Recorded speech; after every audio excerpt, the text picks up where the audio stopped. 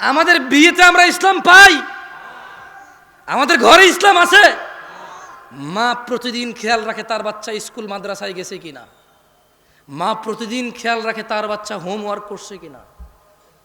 এ মা কি খেয়াল রাখে তার বাচ্চা নামাজ আদায় করছে কিনা? খেয়াল রাখে? কোথায় তার আদর, তার আদরের সন্তানের জন্য? যেখানে কিয়ামতের সর্বপ্রথম হিসাবই হবে নামাজের।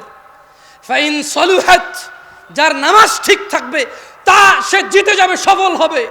আর যার নামাজ ঠিক থাকবে না সে ধ্বংস হবে, সে লাঞ্ছিত হবে। কোথায় আমার মায়ের চিন্তা, আমার সফলতার? কোথায় আমার মায়ের চিন্তা? যাক দিনী ভাইয়েরা, আমি আবার বক্তব্য বেশি আর দীর্ঘায়িত করব না। আমি আপনাদের এতটুকু বলি, আল্লাহর দরজা চিরদিন খোলা। আমরা সিজদা করি কাকে? রুকু করি কাকে? দোয়া করি কার কাছে? অন্যায় করি কার সাথে বেশি? আমরা একে অপরের সাথে তো একে অপরকে তো সিজদা করি না, করি? তাহলে যা নামাজ পড়েন নাই পড়েন নাই, যা রোজা রাখেন না রাখেন নাই, যা দাড়ি কাটছেন কাটছেন, যা গান শুনছেন শুনছেন, যা সিনেমা নাটক দেখছেন দেখছেন, খালাস। ইরজিই, আল্লাহর দিকে ফিরে আসেন। ইরজিই ইলা রাব্বিকা রাদিয়াতাম মারদিয়াহ। ও দিনাজপুরের মানুষ, ও দিনাজপুরের আমার বোন ও ভাইরা, ছোট ভাই, সন্তুষ্টি চিত্তে রবের দিকে ফিরে আসো। তোমার পূর্বে কোন মানুষ বেঁচে ছিল আর চিরযুবক ছিল, এটা হয়নি, হবে না। তোমার পূর্বে কোন মানুষ চির সুস্থ ছিল, এটা হয়নি, হবে না। তোমার পূর্বে কোন মানুষ কোনোদিন কষ্ট পায়নি, এমনটা হয়নি, এটা হবে না। তোমার পূর্বে কোন মানুষ বিষণ্ণতায় ভোগে নাই, এমনটা হয়নি, হবে না, তোমার সাথেও হবে না এটা। আসো আল্লাহর দিকে ফিরে আসো, আসো আল্লাহর দিকে ফিরে আসো। দুটো চারটা মেয়ের সাথে কথা বলেছ, অন্যায় হয়েছে, তুমিও জানো আমিও জানি, কিন্তু তোমার রবের আহ্বানে সাড়া দাও, রবের আহ্বানে সাড়া দাও। ভাই আমার, থামো, যেখানে আছো থামো। ইল্লা মান তাব, রব বলছে যে আল্লাহর কাছে তওবা করে, ওয়া আমানা, ঈমান আনে। আমরা কি আল্লাহর কাছে তওবা করতে রাজি আছি? ইনশাআল্লাহ। রব বলছে ইল্লা মান তাব, যে তওবা করে, যে অপরাধ থেকে আল্লাহর কাছে ফিরে আসে।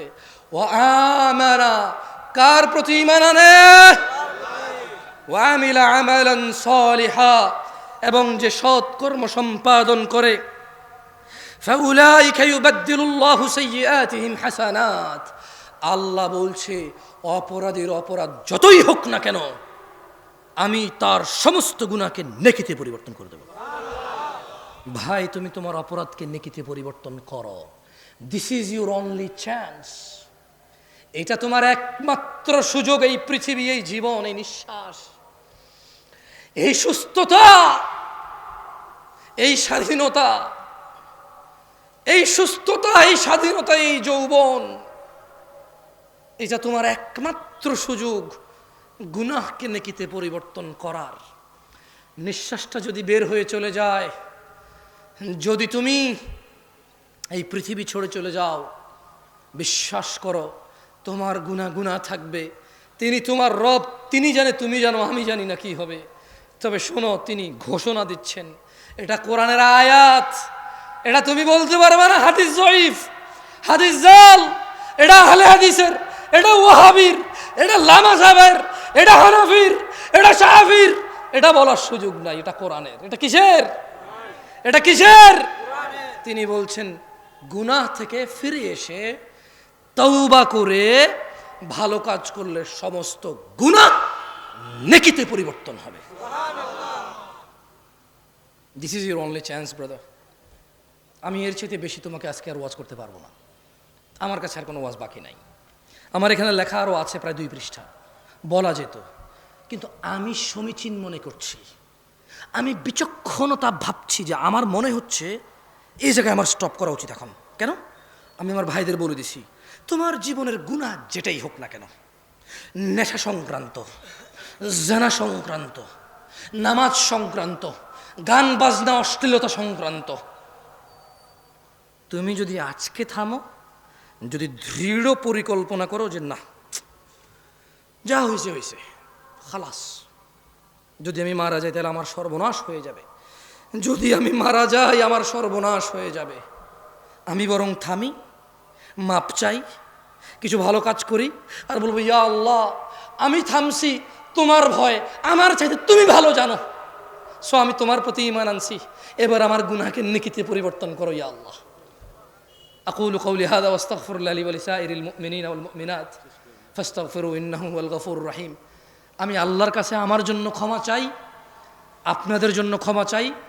আল্লাহ তাআলা আমাকে এবং আপনাদের সবাইকে ক্ষমা করে দিন।